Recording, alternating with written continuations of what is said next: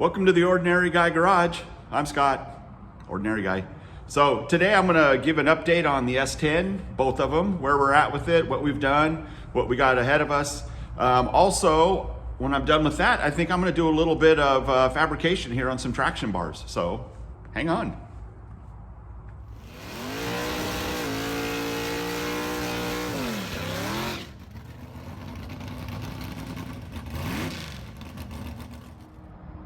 Okay, so as far as the budget project Beans Red S10, whatever we want to call it, we got to strip down. Well, mainly Bean does. This is, if you don't know, Bean is my youngest son. He's a gearhead drag racer guy, so this is something he's building with my assistance, but he has jumped in there and done the majority of this. Last night he got all of this cleaned up. And I think we'll be probably ready to spray paint it when he gets home from school. So basically it's pretty much stripped down. You know, when you're building these, you don't have to go down this far, but we're gonna put in a new set of front springs and shocks. And so we figured while we're at it, we'd just go ahead and get everything off there and cleaned up. So that's kind of where that is. We still have some dashboard stuff or firewall stuff up here to do. So, but we got a good start on it right there. Now back over here, he started last night pulling the rear end out of it. So he's got it started and he'll probably finish that up tonight too and have all of that out. Then I can start putting in the new rear end. So, and so far, this is my progress on the 8.8. It's all cut, welded, as you saw in my last, I think it was my last video. It's all cut and welded, painted, about ready to go in there. Of course, I'm gonna have to clean some of the paint off when I weld on the purchase, but this just gets me going here. Still waiting on the axles. They should be here pretty soon. So that's that. That's the update on this truck right here. Coming along pretty good. All right, now my truck's doing pretty well. I went ahead, and I didn't video it, sorry, but I went ahead and got a new set of double adjustable shocks for the front to go along with the ones in the back. So that should help out with it pretty good. I put stock springs back in it, and I cut 3/4 of an inch in spring height, and it might have been a little bit too much because I think it sits just a little bit too low. And the reason I say that is because the header tube, I don't know if I can get you down here where you can see it. Oops, sorry about that. The header tube, the A-arm right here, that back A-arm will hit the header tube before it hits the stop on the bottom. So I was hoping the double adjustables will help with that because I could just stiffen up the compression a little bit and keep it from going down so far. So we'll see. I'll make a pass or two on it and see what it does. If it dents that anymore, then that'll come off. The springs will come off and I'll come up with something else. And then other than that, I still got to clean up my mess from in here from wiring it. But this is all pretty much ready to go. So I believe that's a good update right there. So off to the project. All right, so the traction bars. I went ahead and made one of them up already because last time I made a set of these, or the other set I made, it's been a few years. So I kind of wanted to go over that. And these here, you know, go over it and refresh myself a little bit. And these here are a little bit different than the other ones. I made some changes. I ordered these Heim joints, and these are, get it out of there. Out of the bag. These are a lot beefier than the ones that I used on my, I say beefier as they fall apart, but those are just sleeves that go in there. Let me get that other one. All right, so these are a lot beefier than the ones I used on my S10.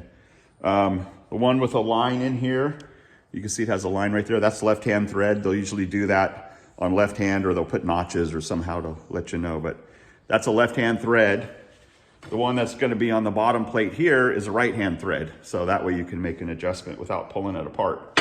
So I got those. I ordered a piece of, excuse me, I ordered a piece of DOM tubing, which will make the connection between the two pieces right there. And that I'll make up that piece after these are installed on the truck.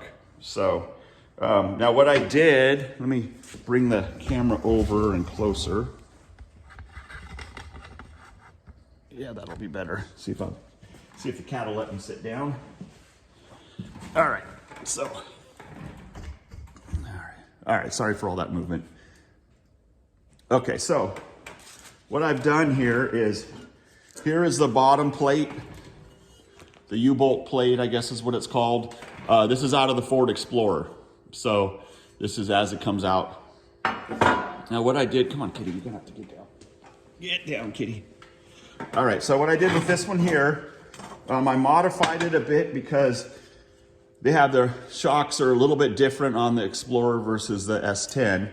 So this here is the driver's side right here, and this is passenger side right here. So what I did was I cut, you can kind of see I cut the piece, one of these pieces off, and bent it in, welded it up, smoothed it out, so it looks pretty good. I'll be all right with that. And then that one tab will hold the bottom shock. It worked really good for me for all these years, so I'm doing it the same for Bean's truck. Now, on this here, what I did, I can pull this out a little bit so we can see. I have these patterns here. This is a pattern I saved from when I made the brackets on these brackets here on mine. I saved the pattern. But in looking at it, I thought it was a little bit too short. So what I did was I extended it about 1/2 inch, made a new pattern. So it's about 1/2 inch taller than the old pattern. So, and that part goes, obviously, right there. So made that out of 1/4 inch plate. Now, what I was doing here was the measurement. I wanted to go 3 inches up, which is right there, into the center. And I don't know why. I just figured a little bit longer than the one I had on mine might work better. I don't know. I don't think it'll hurt anything. So that's that. So that one can sit over there for a little bit. I do have the other two pieces for this one here. Now this will be, how does this one go? This goes to the back. And this one here will go, wait. Yeah, just like that. This goes to the back. So these pieces here will go in just like that. And I'll get these welded up. So first thing I'll do is I'll take these two pieces here and I'm gonna trim these tops of them a little bit because they're not quite, you can kind of see I got a little bit of a line there where I traced it. So I'm gonna go ahead and clean these pieces up a little bit better. Get that piece cut off of there and get that one there rounded a little bit, and then I'll take the next step. So let's get going.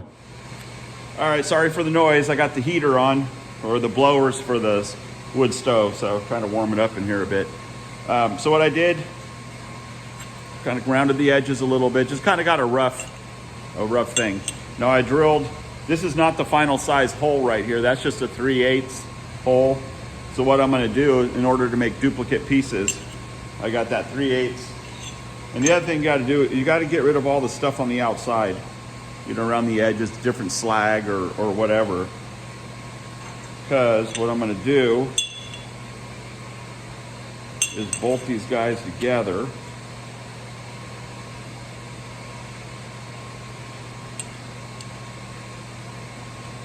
Get that in there.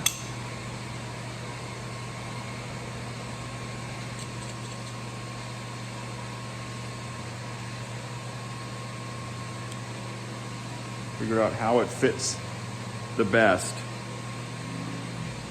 Which that looks about right to me. Fits together the best right there. I'm gonna stick it in the vise.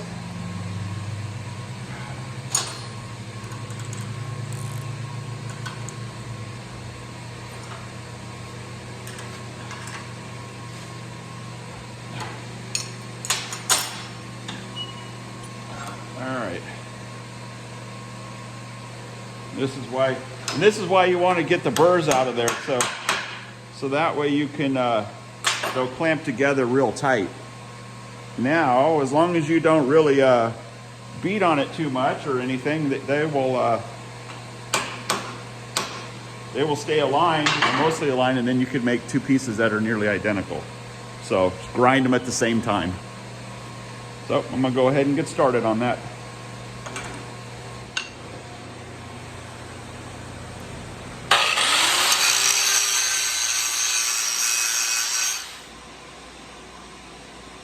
Okay, got them all ground down, so I ended up with two pieces really close to being the same. And most importantly, the hole for the bolt is going to be in the same spot. So when I get them out, get the bolt out of there, break them apart, and I can start lining them up on here. How they're going to fit.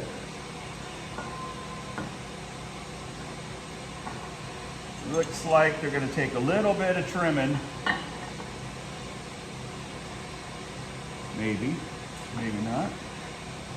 Well, this might work. I think this one here might need a little bit of trimming. Just where we're going around this hump right here. Yeah, so what I'll do is I'm going to go ahead and drill these out to the 5/8 bolt size, and then I'll do just like this here. I'll get one of the heim joints in it, bolted in it, and then I'll start fitting it in there. So let me go drill these.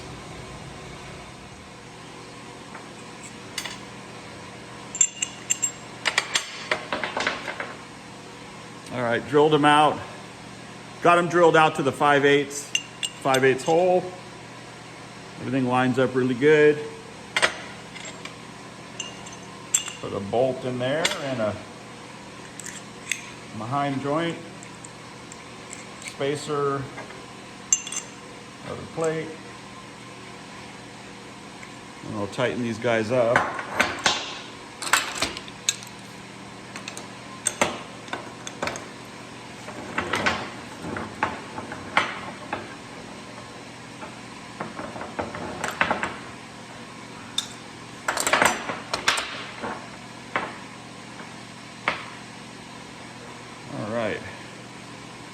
Get it set up in there. Want the right spacing, so now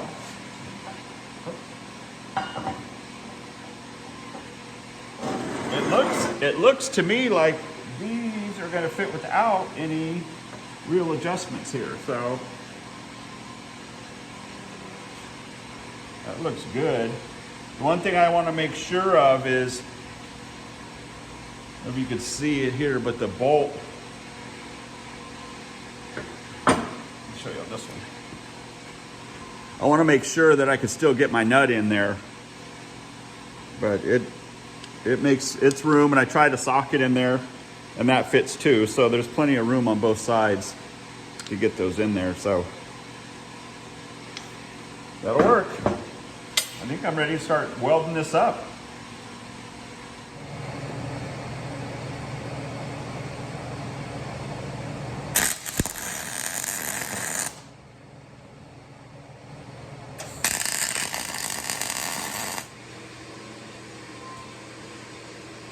All right, next thing I'm gonna do is duplicate this here. So I gotta cut this one piece here off because we don't need it.